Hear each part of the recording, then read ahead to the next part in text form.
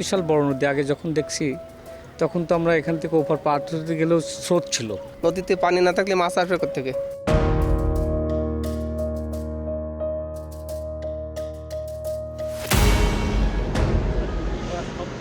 মাত্র 2 বছর আগেও প্রবাহমান খুলনার বটিয়াঘাটার এই ভদ্রা নদীতে এখন শুধুই পলি। নৌযান চলাচল করতে না পারায় সাঁকো তৈরি করে নদী পার হন স্থানীয়রা।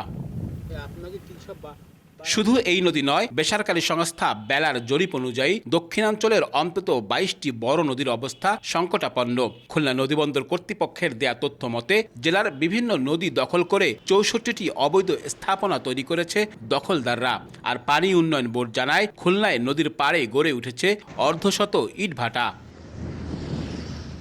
সেই সঙ্গে অপরিকল্পিতভাবে বাঁধ, সেতু ও স্লুইস গেট নির্মাণ, খালের সঙ্গে নদীর সংযোগ বিচ্ছিন্ন করা ও পলির অব্যবস্থাপনার কারণে নদীর অবস্থা সংকটাপন্ন হয়ে উঠছে। ফলে এসব এলাকার কৃষি জমিতে তৈরি হচ্ছে জলাবদ্ধতা। ফসল চাষের জন্য কৃষকরা পাচ্ছেন না পর্যাপ্ত সেচের পানি, জেলেরা হয়ে পড়ছেন কর্মহীন। বিকাশে কম খরচে ক্যাশ আউটের লিমিট বেড়ে 50,000। প্রিয় এজেন্টও 2টা। আমরা নদীতে মাছ ধরেছি, ইলিশ মাছ বা বিভিন্ন রকম মাছ, সে সমস্তগুলো বন্ধ হয়ে গেছে।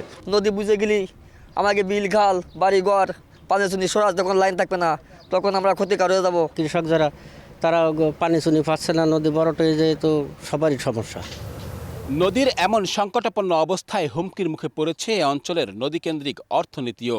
একসময় 20টিরও বেশি রুটে এ অঞ্চল দিয়ে পণ্যবাহী জাহাজ, কার্গো সহ বিভিন্ন নৌযান চলাচল করত, যা গত এক যুগে কমে দাঁড়িয়েছে 4 থেকে 5টিতে।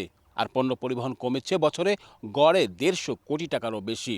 তাই ব্যবসায়ীদের দাবি দ্রুত নদীগুলো সচল করার। নাব্যতা সংকটের কারণে আমাদের নৌযানগুলো ঠিকভাবে চলাচল করতে পারছে না। আপনি দেখবেন যে শোলমারি নদী সিল্টেড হয়ে গেছে, খুব দ্রুত সময়ের ভেতরে এটা সিল্টেড হয়ে গেছে। অনতিবিলম্বে এটাকে ড্রেজিং করতে হবে। নদী বাঁচাতে সংশ্লিষ্ট 2 সরকারি দপ্তর শুধু পরিকল্পনাতেই সীমাবদ্ধ। ইতিমধ্যে আমরা একটি স্টাডির প্রস্তাবনা প্রেরণ করেছি।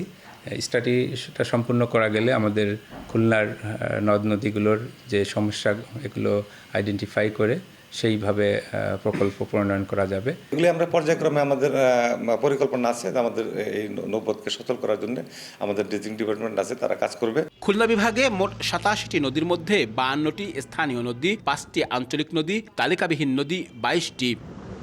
আব্দুল্লাহ আল মামুন রুবেল, সময় সংবাদ, খুলনা।